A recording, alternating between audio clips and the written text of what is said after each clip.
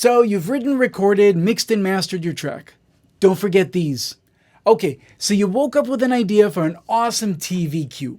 What I mean by that is an instrumental arrangement that is meant for sync and licensing purposes on TV shows. You got into your studio, all inspired, you're pumped up, produced the crap out of it, mixed it, mastered it, and voila, you're done. It's a masterpiece. Bravo. But wait, there are a few things you're gonna wanna do before you leave this track and move on to the next project. There are many times when a music supervisor might love your track's vibe for a certain scene, but maybe your production is too complex for that scene. They just want the beautiful piano and acoustic guitars. Now let me ask you, how fast can they get that version of your track? If the answer is not right away, I'd say you probably lost the licensing opportunity. Why? Well, because it's much easier for them to just move on to another track by someone else that's already only piano and acoustic guitar. Unless your track is the track and they cannot live without it, then they'll contact the music library they got it from. The music library will call you and say, hey, can you bounce us a mix with only the guitars and piano? If you're me, you're on the road and won't even be back home for at least another week. Crap! Money just slipped through your fingers again. Now, had your submix or alternate version of this track with only the piano and acoustic guitar been available instantly, or at the very least available to send from your cloud or drive right away, that would have been easy money. So here's my point. Once you've mixed and mastered your track, make sure to burn down some submixes. Let me give you an idea of what the submixes might be. Here we have the whole track with all the instrumentation. Let me play you some of it.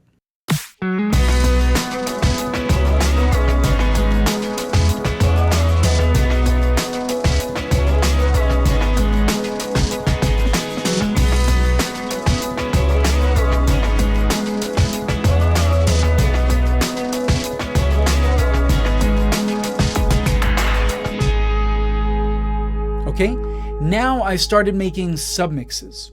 In this mix, we have the track minus the lead at the end.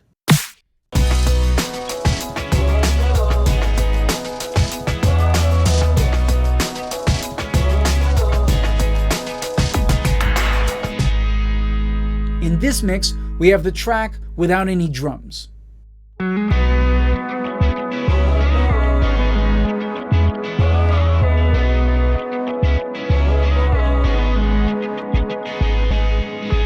In this mix, we have the track without any of the background vocals.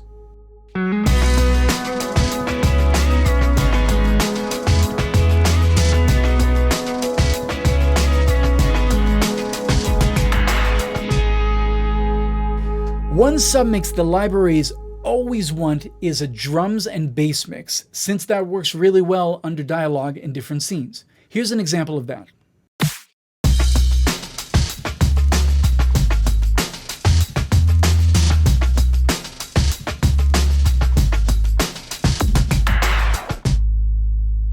Then many companies want a sting mix, which will sound like this.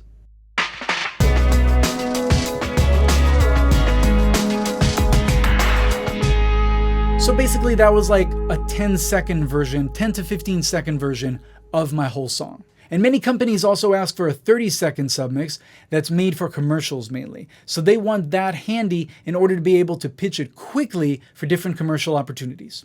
If you want to go the extra mile, you can burn down stems, but they're usually not requested by the libraries or clients from my personal experience. Stems are groups of instruments that are burned together. So for instance, a drum stem would have all the drums and only the drums. A bass stem would have all the bass instruments together, but only the bass instruments. A guitar stem would be all the guitars together, same with the synth stem, and so on and so on. I don't usually do this, but if I start working with a client or a library that asks for them, I totally will. Just something for you to keep in mind. One potential mess you should avoid is the sample libraries issue with submixes. Don't get me wrong, I have Splice, I love Splice, I even made a video about Splice. But let me tell you where it can go all wrong. One of the clauses in your agreement with Splice, for instance, is that you cannot resell single samples as your own. So here's the issue. Say you go to Splice and use this drum loop. You stack a bunch of tracks over it and you create an amazing licensable cue. Now there's no issue with your cue. It's made of stacks over stacks of instruments and is no longer that drum loop on its own. You can legally license it with no issues and make all the money in the world.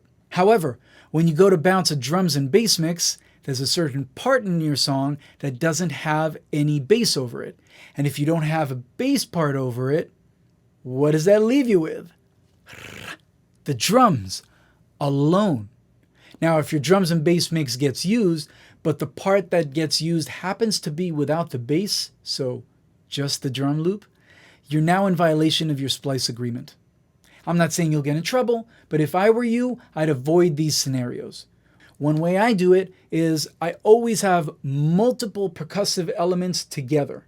So it'll never be the drum loop on its own. Unless I own that loop, in that case, I can do whatever I want with it. Okay, so you created this track, made all your submixes, and you're ready to close the project and move on to the next one. Wait! Have you printed your Midi instruments? Here's a scenario.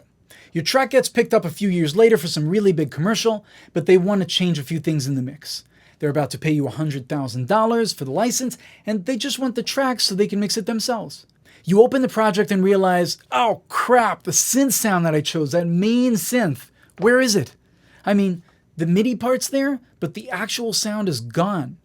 Now you start scrambling to try and recreate it. Well, instead of all that future tension, how about you just burn all your MIDI down to audio? Problem solved.